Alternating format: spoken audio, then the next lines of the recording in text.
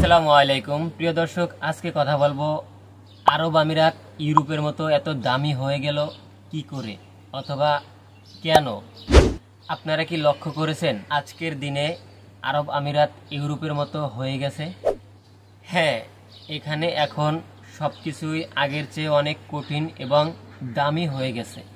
আসুন এই বিষয়ে বিস্তারিত জেনে নেই আজকের এই ছোট্ট ভিডিওর মাধ্যমে।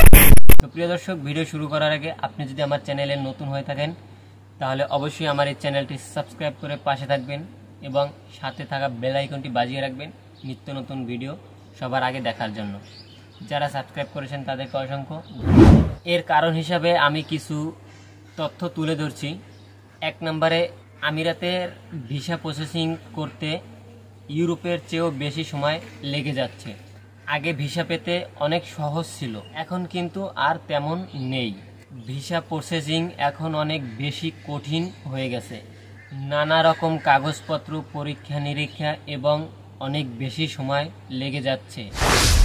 আরব আমিরাতের ভিসার জন্য অপেক্ষা করতে গিয়ে অনেক সময় আমাদেরকে অনেক ভোগান্তিতে পড়তে হয়। এক কথায় ইউরোপের মতো কঠিন হয়ে গেছে আরব আমিরাতের ভিসা প্রসেসিং করতে। এছাড়া রয়েছে আরব আমিরাতের জীবনযাত্রাও আর আগের মতো নেই, তুলনার চেয়ে অনেক বেশি বেড়ে গেছে।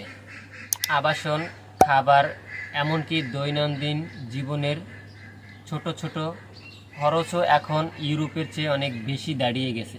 খরচ এখন ইউরোপের শহরগুলোর মতো উচ্চ হয়ে গেছে। সাধারণ মানুষের জন্য অথবা বাংলাদেশি প্রবাসীদের জন্য এটাই হচ্ছে সবচেয়ে বড় পরিবর্তন।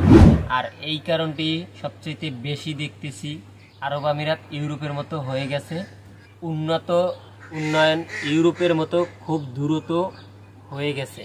অবকাঠামো, সেবা এবং প্রযুক্তিগত উন্নয়নে তারা ইউরোপীয় মানে পৌঁছে গেছে, কিন্তু এর সাথে খরচও ইউরোপের মতো হয়ে গেছে। আর এজন্যই এক কথায় বলা যায় আজকের আরব আমিরাত ইউরোপের মতো হয়ে গেছে, অর্থাৎ উচ্চ খরচ এবং ভিসা প্রক্রিয়া অনেক কঠিন।